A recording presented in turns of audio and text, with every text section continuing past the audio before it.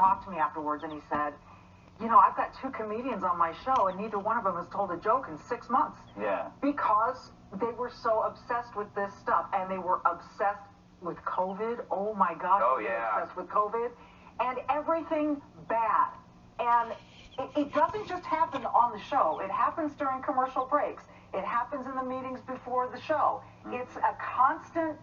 It's not a pleasant place. Yeah, you know what it reminds me of, Joey, is that it's like, it is a microcosm of the Democrat Party. If you look at The View, it's tightly wound and miserable, largely female, hallucinating and angry.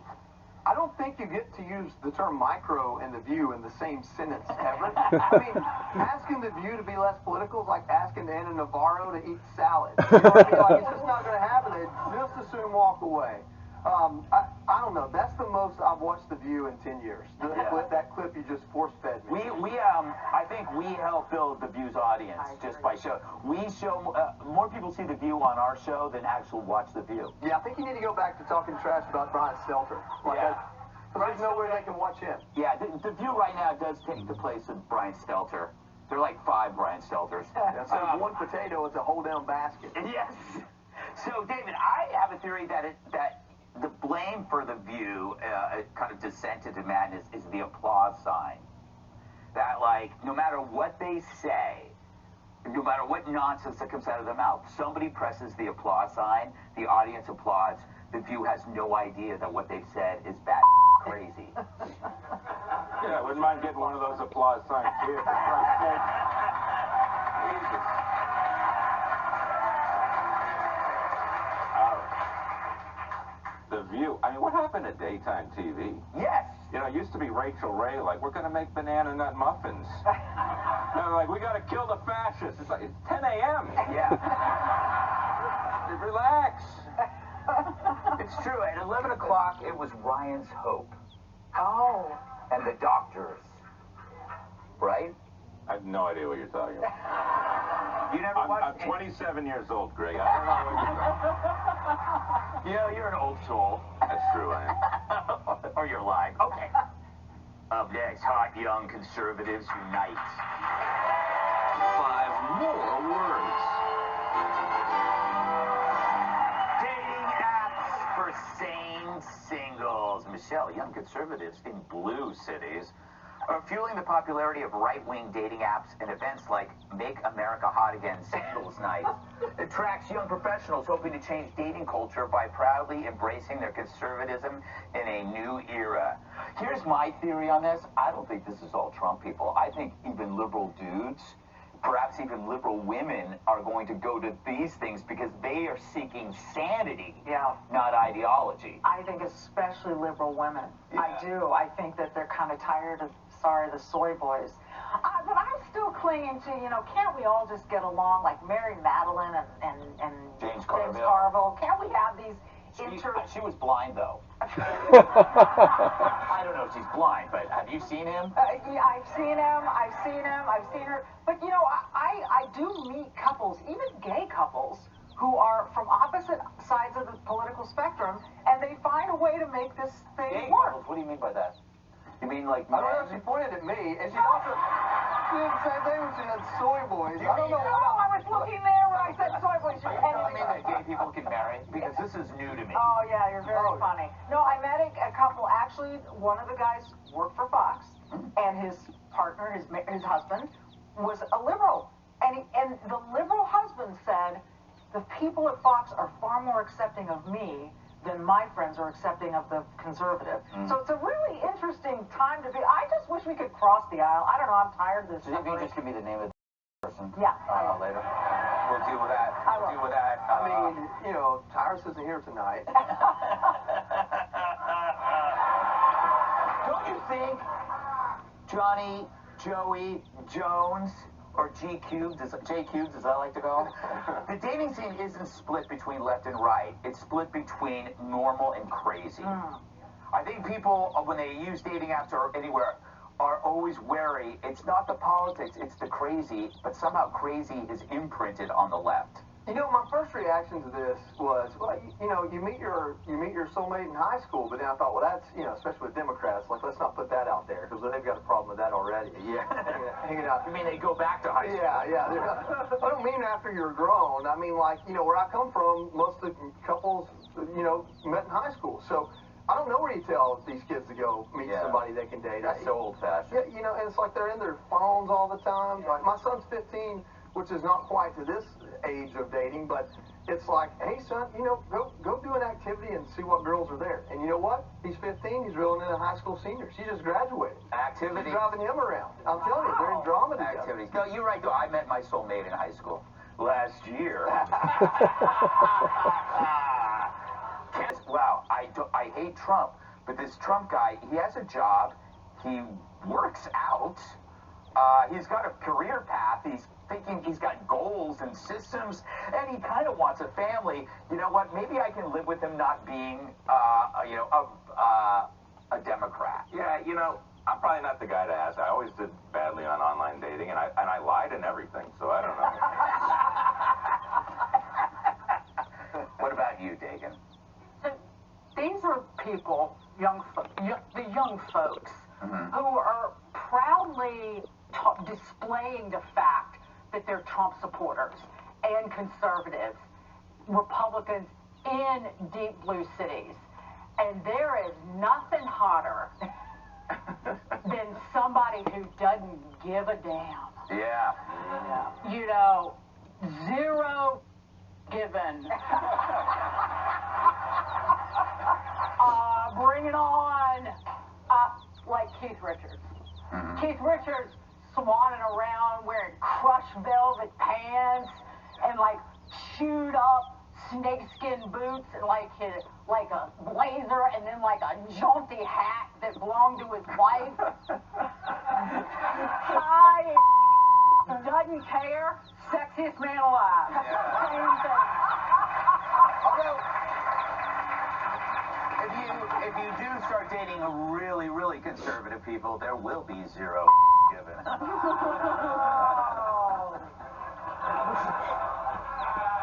Wow. These guys don't like me tonight. Coming up, Diddy's nasty habits.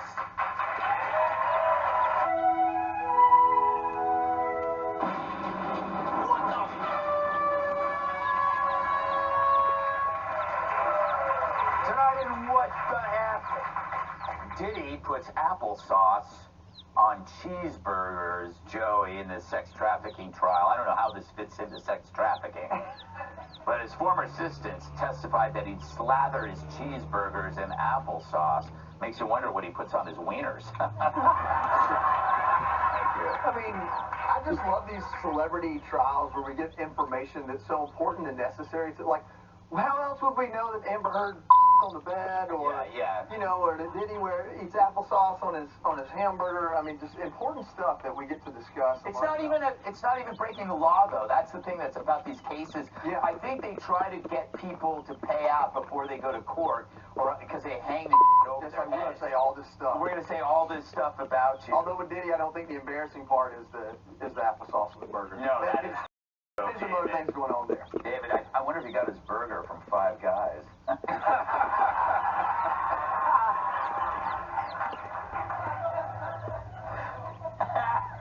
Come on, You had a couple good ones on this story. do you have any bizarre food combinations? No, let me see. I could think about this for a while, or... I would just say, I think it's funny that nobody cares about the sex part of this trial at all. We're so numb to sex crimes at this point. It's like, okay, yeah, he drugged him on it. He did what to a Big Mac? Yes. What? Front page. Yeah, so so we know he treated his girlfriend horribly. She got money out of it. He had these sex offs, but this is the crime against humanity. Putting applesauce on a burger. Dagan, you're from the South. You guys just mix and match food like it's like a blind man getting dressed in the dark. That is redundant. A blind man getting dressed in the dark. You can't actually, you can see that. I don't know. Yeah, but the dog is confused. That was actually actually the first thing that crossed my mind is the list of disgusting staples that Southern people eat that are more foul than applesauce on a hamburger, and like just the smell of a Vienna sausage. Oh. Hey. Saltine and mayonnaise salad. That's a thing. Saltine and mayonnaise salad? Yeah, you just crumble up saltines and put mayonnaise and mix it up and eat it like... That is not Southern, that is prison. There's a difference. Dagan grew up in San Luis. See? How do you think I know what to do a prostate exam? I'm going to look that up. Michelle, isn't this, I hate, not to get serious, but this is more about the power and abuse of fame. He could get anything he wanted, so he did, and it just got worse and worse. He abused people, and then he abused meat and meat byproducts. He abused cheeseburgers. Yes. Absolutely. You know, it's not that different from putting cranberry sauce on a turkey sandwich, but I digress. Okay, so I'm still stuck on saltines and mayonnaise, but there's a lot of pectin in applesauce, and that helps. That's like a fiber. It helps you poop. I thought you'd be into that comment. Thank you for thinking of me. Yeah, I was thinking of you whenever you think of poop, think of me. I do very often. But yes, no, it's like when Elvis had his peanut butter and banana sandwiches. Yes. You know, that was his like staple. I wonder if Diddy kind of wanted his That's staple. exactly what it was. Yeah. I want to be known for my applesauce on cheeseburgers. I don't know. Get it for me now. Exactly. You know, I do sometimes put a burger on applesauce. It's not the same thing, but it's good, you know. Makes you wonder what else he put on his buns. Viewer mail.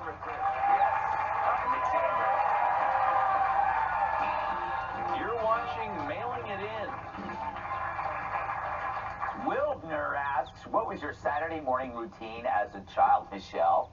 So we were allowed to eat sugary cereals one day a week, and that was Saturdays. But you had to start with a bowl of like Raisin Bran or All Bran first. Yeah. So we'd wolf down the gross cereal first, and then pour big things of Captain Crunch and go sit in front of the TV and watch like the Bugaloos. Yes, the Bugaloos. Do I remember the cereal box? I love the little one-size cereal boxes that would come like in a condominium. You know, they're all in a big thing. Joe, I know you're like in your 30s. You don't know what I'm talking about. No, we're good. I'm with you. You know, Yeah. more people learn stuff too. Yeah. All of our cereals came in bags like this big, and it was some off-brand name, you know. Instead of Smacks, Sugar Smacks, and Sugar Wax, you know. Telling you. Even our Frosted Flakes, you're good. Even our Frosted Flakes didn't have frosting on them. Man. Yeah. That's why when Dixie went out of business, they were selling some stuff. Yeah, counterfeit Captain Crunch in an alley. There's Lieutenant Crunch. What about you? What was your? You're in your what? 40s? I'm in my early 30s. But yeah, no, I grew up on an organic farm. Get up in the morning and go milk the almonds. You know.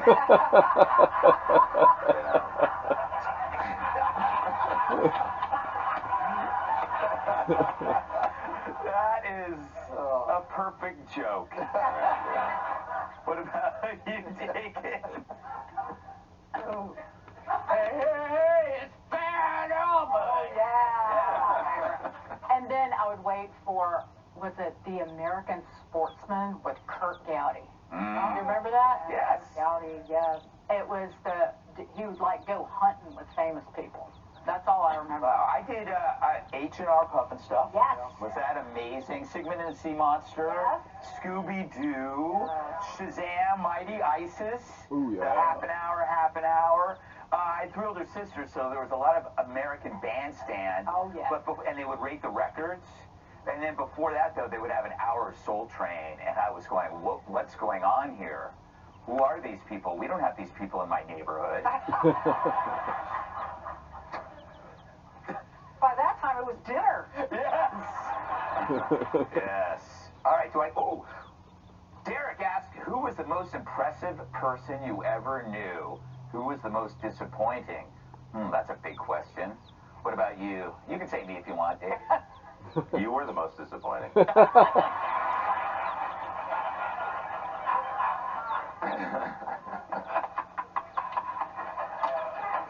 Dagan? Disappointing, Gene Simmons, weirdo. Yeah. The best person on earth was Levon Helm. He was an angel. What? Of the band. Yes, I know, the band. That was pretty arrogant of them to call their new band the band.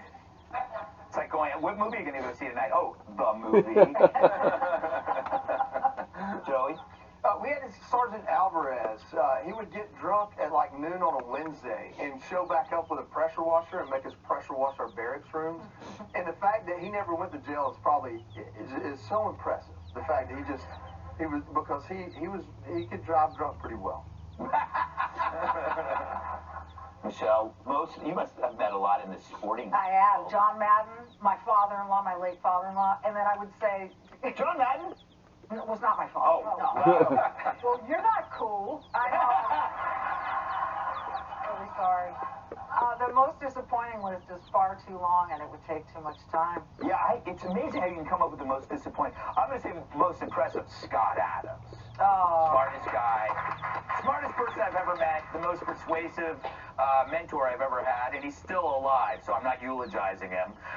But least impressive, God, geez Louise. Joe Montana? Oh. Yeah, I met him on the street, and he was a dick. Oh. Roland Martin, remember that guy from CNN? He came up to me, slathering me, kissing my ass to be on the show, and I thought, this guy is such a terrible human. He's a douchebag. Don't go away, we'll be right back.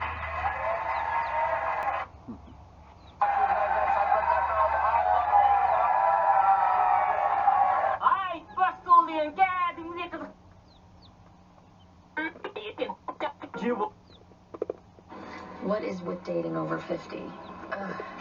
So I'm looking through Match again because it's kind of the only option. I'm not going to go bar hopping, and I'm not going to do speed dating, and I can't meet anybody at school.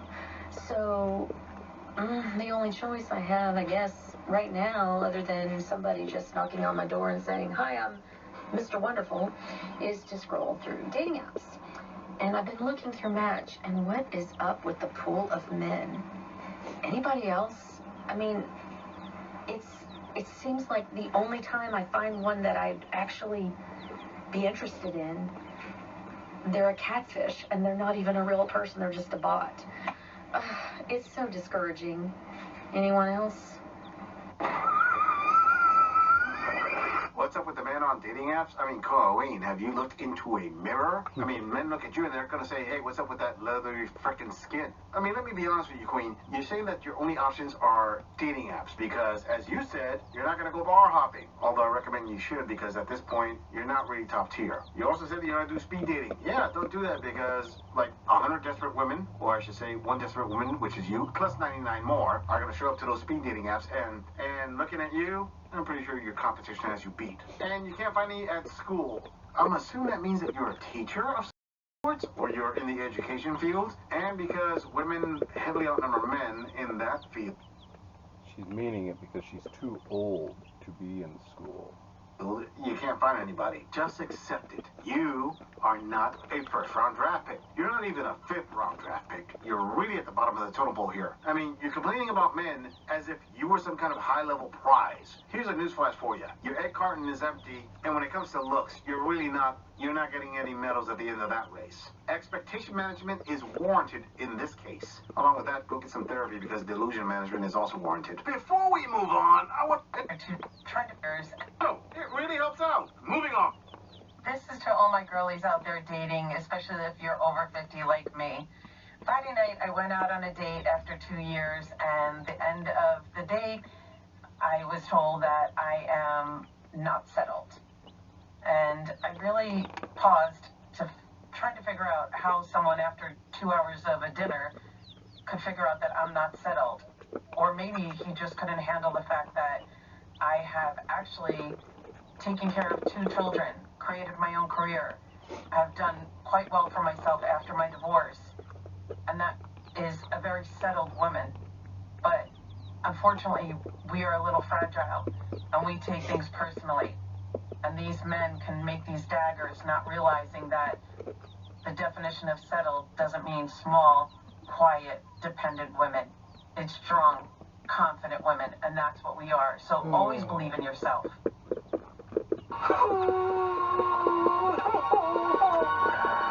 Nah, Queen, this Brooder's gotta say that sounded like coke. I think he was right when he said you're not settled. Wanna know why this Brooder believes that he's right? For one particular reason. You actually made a video about what he said. If you were settled, whatever he had to say would not get under your skin like it obviously did and motivate you to make a whole TikTok video about it. You would just blow it off and like, all right, cool, whatever, next guy. He obviously hit a nerve. And when he says settled, it had nothing to do with everything you said about, oh, I have my career and I raised 2 kids. Doesn't matter. Settled means, in this case, after your divorce, you have settled into yourself. Settled into being ready to start a new relationship. And I think the guy, after being out with you on a date, already figured it out. You're not there. Even though the rest of us were not on that date with you, we could just take shots in the dark. Maybe you're still hung up on your ex. Maybe you haven't come to terms with what you are right now. You think that, hey, you know, you have the same options you had when you were younger. Maybe you believe that you're at a higher tier than what you actually are. Or maybe something simple like, oh, I don't know. You think that you're at a higher level than the guy who went out with you. The guy who was humble and said, hey, you know what? You and I are on the same tier. But in your point of view, you think that you're at a higher tier. And that is a little bit more evident as you made this video,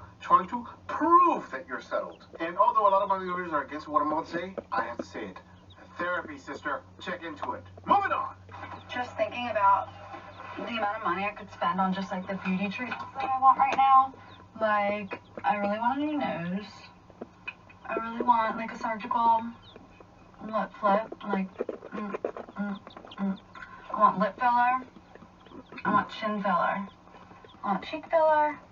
I want my eyebrows. Like, I want like, an eyebrow lift like that. Oh, I really want that, actually. Because my eyebrows are just so heavy. You're doing a great job guarding the chickens. I want a boob job. Honestly, I really want a boob job. I want some Botox in my trap muscles because, like, why are they like that? I wish there was a plastic surgery that existed, like a calf implant, because I'm tired of my tiny calves. I need, like, $1,000 worth of new jewelry. I need, spider vein removal in my legs. Like, they're really getting out of hand. I need laser hair removal on my legs too would be cool. I need like $2,000 worth of new makeup. I need like a bunch of new skincare items. I need my hair redone. I need shampoo. I need conditioner. I need like some form of scar removal on my scalp so that this big like scar isn't there anymore. I need about, did I already say a whole new summer wardrobe? I need a whole new summer wardrobe. I think I already said like skincare, makeup. I really need new perfume. Honestly, like a lifetime membership to like a Pilates and hot yoga studio would be nice. And I think that's about it. Oh! Fiction can be fun. Oh, really, Queen? That's what you need? Okay, let me get this straight. This close to egg carton, post-wall smashing Colleen. I mean, even with the filter, we could tell that you're already post-wall. You said that you have this huge laundry list of things that you want. They're not needs, sister. They're wants. You said you need money for beauty, money for a nose job, money for a lip flip, money for a lip filler, money for a new chin, money for a cheek and money for eyebrows, money for a boob job, money for Botox, money for your tiny little calves. Exactly $1K for new jewelry, money for hair removal, exactly $2K for new makeup. You need your hair redone, that's more money, a new wardrobe, new perfume, and lifetime of yoga and Pilates. Jesus, would you like a side of fries with that? I mean, seriously, why don't you stop and realize that you are post-wall? You need to get with a sugar daddy who's in his 60s who's willing to flip this bill. And honestly, I mean, if you add all this up, we're talking about like well over 10K. What makes you think that you are in any way, shape, or form qualified to demand all this stuff? I mean, I gotta ask you, sister, what are you going to offer this guy? Are you gonna like rock his world, give him a wham bam, thank you ma'am every frickin' night? for the next 10 years and give him like whatever fantasy the guy's got, hoping that he'll keep you around. See, this is what this gorilla calls not having expectation management. Sister, just be honest with yourself. You're asking for a credit line that you do not have the FICO score for. You don't have the SMP for it. You're not in your 20s anymore. You can't demand all these things. You have aged out of the category of guy that you want. Your egg carton is almost on E. Your skin is not as taut and as young as it was. Simply put, you're not a first-round draft pick. You're a lot closer to retirement than you are of getting a re-signed-on bonus. That's all right, sister. You keep going this route. I'm pretty sure eventually you're going to figure out that you can find yourself a 70-year-old sugar daddy that'll pay for all this. Moving on. I've been single my entire life. My entire life. I'm going to be turning 42 in August. And I've never had anybody love me or desire me or want to be with me. And I have so much love that I feel like that is inside of me with nowhere to go because it can't transfer to friends or my family or my parents because it's something separate, it's something different. And I've gathered all of this love since I was in high school, and then it just sits there and it eats me alive sometimes. And I'm bringing this up, oh my gosh, I just slammed my hand off of that. Sorry, I'm bringing this up because I'm lonely and sad and the world is hard and horrible. And I was thinking this morning that like no one's laid next to me in bed. I've never had the comfort of someone's arms around me. When I've had difficult moments, I've gotten through them by myself most of the time. Now I have a beautiful family of brothers and my mother and my dad when he was alive, and I love them. I'm grateful for them. But there's something different about having somebody that's there for you, next to you, with you, and it's a different kind of loneliness if you've been single all of your life. And I know that there are people who get this. There are people who follow me that get this. She's going to sink, Captain. She can't sink.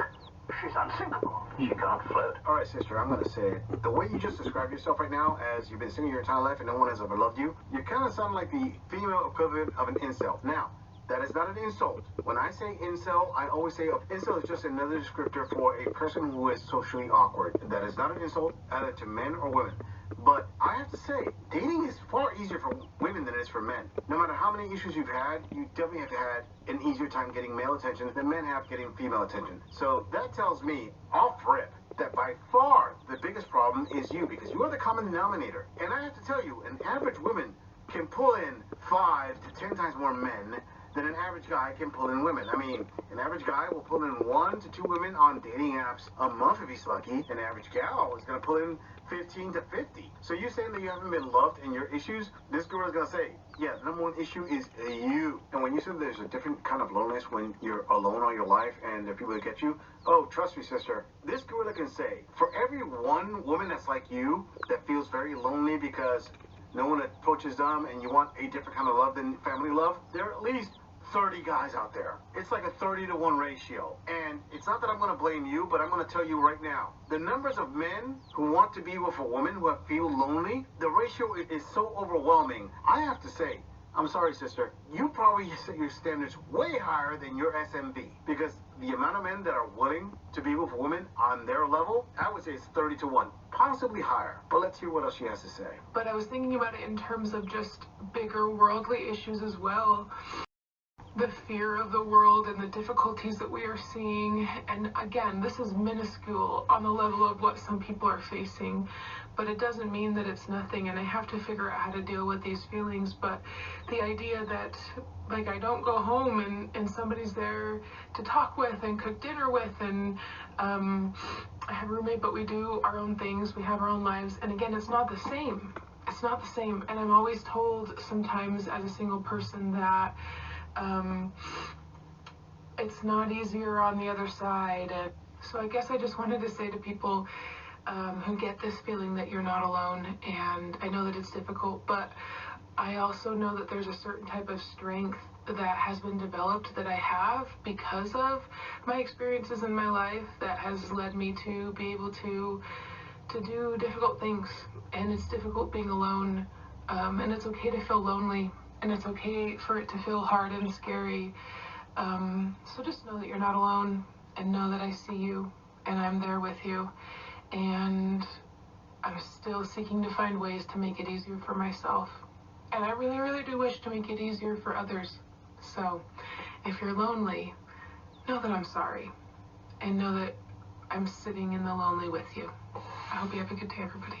All right, sister, this girl understands. You want a person who's going to be at home when you get home, who's waiting on you, who wants to cook dinner with you, who wants to be with you, who wants to share the day with you. I got it. You want to make that connection. But let me tell you something. That connection starts on the physical. I don't care who says what or whatever female dating coach you may be listening to. This girl is going to tell you right now, if a guy doesn't see you, if you don't catch his eye, he's not going to do the rest. You have to go through A before you get to B, C, and D. So you're talking about D and E, that guy who's there, who's got that emotional connection with you, that he wants to see you. When you get home, when you walk in through that door, he looks at you, and you can see in his eyes, his world lights up because he sees you, the woman he wants to spend his life with. Well, guess what, sister? It is on you to get to A.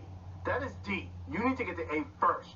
Expectation management. I promise you, if you are with a guy who is at your level and you show him the respect of your level, he will show it back. The thing that you want, you will get it eventually. Now, don't get this girl wrong. I understand very clearly that this video is a little bit dated, and she actually has entered a relationship after this video. But the point is, for you ladies out there who are at this level where she's at right now, you've got to understand, you are the attractive ones. Men are not the attractive ones, okay? A minority of men are very attractive. A majority of females are attractive. Your job is to attract a man. You have to give out those attractive qualities that make a man want to come to you. Men are hunters. You have to make yourself the attractive one. And once you attract them, things will happen afterwards. The most of the times they won't, because it's not supposed to be easy, but eventually they will get easier. So what this woman's talking about, I'm going to tell you off rip. She's talking about D, and in order to get to D, she needs to put A, and that is that she has to be the attractive one starting off. But then again, you can just follow the womanist philosophy of go out there, get the bag, get your job, and somehow, some way, men are supposed to be attracted to your accomplishments. Yeah, good luck with that. Oh, hell no. I'm just saying, if you enjoyed this audit, click on the video in the end screen for more content.